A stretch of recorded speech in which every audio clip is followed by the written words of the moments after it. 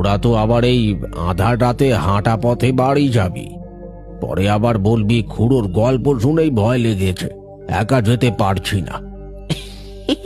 ভয় আবার কিসের খুড়ো? আমরা কি আর কচি ছেলে নাকি? বরং তুমি ওই কচুখালির পুরনো জঙ্গলের গল্পটা বলো তো। শুনেছি এই শীতের রাতে নাকি সেখানে একটা নেকড়ে ভূত দেখা যায়। লোকে তো বলে ও খুবই ভয়ঙ্কর। এটা কি সত্যি কথা নাকি গাঁজাখুরি বলো তো? ধুর, তুই এই সব শুনে এখনো বিশ্বাস করিস? ভূত টুত কিছু নেই রে, সব মানুষের বানানো গল্প। ভয় পেতে পেতে আর নেশা করতে করতে সব দেখে ফেলে। তোর মতোই আমিও এক সময় বলতাম ভূত নেই, সব বাজে কথা।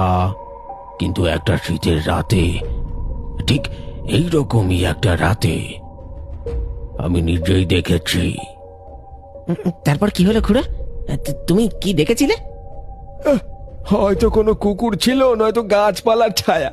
তুমি ভুল দেখেছো খুড়ো। পটকে, তুই এখনো ছেলে মানুষই রয়ে গেলি। কুকুর আর ভূতের মধ্যে পার্থক্য করতে পারি, বুঝেছিস? সেদিন রাতে আমি ফিরছিলাম বাবুদের ধান কল থেকে, প্রায় 150 টাকা নিয়ে বেরছিলাম। জানিস তো, আমার একার সাহস ছিল না অত রাতে ওই রাস্তা পেরোতে, তাই সেদিন আমার সাথে ছিল নিপেন। জঙ্গলের মাঝখানটায় আসতেই, নিপেন একটু তাড়াতাড়ি চল, এই জায়গাটা পেরোতে পারলে রেহাই পাই। এই ঘন কুয়াশায় আমার কেমন যেন গাটা ছমছম করছে। খুড়ো, কুয়াশাটা আজ বড্ড বেশি, টর্চের আলোটাও যেন কেমন নেতিয়ে পড়ছে। চারিদিকে কেমন একটা বিশ্রী গন্ধ পাচ্ছ না? ওসব কিছু না, তোকে ভয় চেপে ধরেছে। এই পথে কতবার একা এসেছি, কোনোদিন কিছু হয়নি। চল চল চল।